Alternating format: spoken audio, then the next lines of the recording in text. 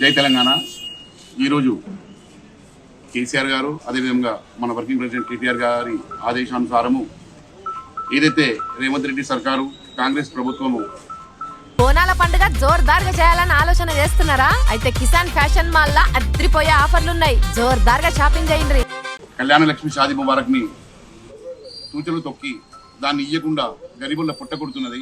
ఆ రోజు మన తొలి ముఖ్యమంత్రి తెలంగాణ తెచ్చిన జాతిపిత మన గాంధీ లాంటి కేసీఆర్ 18 సంవత్సరాలు నిండకనే మొదలు ఏదైతే పిల్లల పెళ్లిళ్ళు చేసి పరిశాన్ అవుతున్నారో అది కాకుండా ప్రతి ఆడపిల్లకు సహాయపడే విధంగా 1,16,000 రూపాయలు ప్రతి ఇంటికి ముట్టే విధంగా నగదు రూపంలో వాళ్ళకు అందించడం జరిగింది.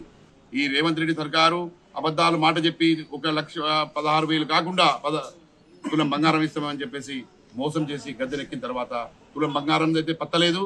ఆ 1,16,000 కూడా లక్ష ఏవైతే ఉన్నాయో అవి కూడా ఎవరికి ఇవ్వకుండా కోర్టులో వీళ్ళ అడ్వకేట్లు సర్కారు తరఫున వాదించకపోవడం వల్ల ఏవైతే ఇవి పేమెంట్లు నిలిచిపోయినాయో అవి వెంటనే అమలు చేసి ఏదైతే బీద వర్గాలు ఏవైతే ఉన్నాయో వాళ్ళకి కళ్యాణ లక్ష్మి పథకం ద్వారా 1,16,000 రూపాయలు ఇప్పించాలని చెప్పేసి ఇవ్వాలని చెప్పేసి బీఆర్ఎస్ పార్టీ తరఫున ఈ ముదోల్ నియోజకవర్గంలోని బైంసా పట్టణంలో సబ్ కలెక్టర్ గారికి వినతి పత్రము బీఆర్ఎస్ పార్టీ ఆధ్వర్యంలో ఇవ్వడం జరుగుతున్నది.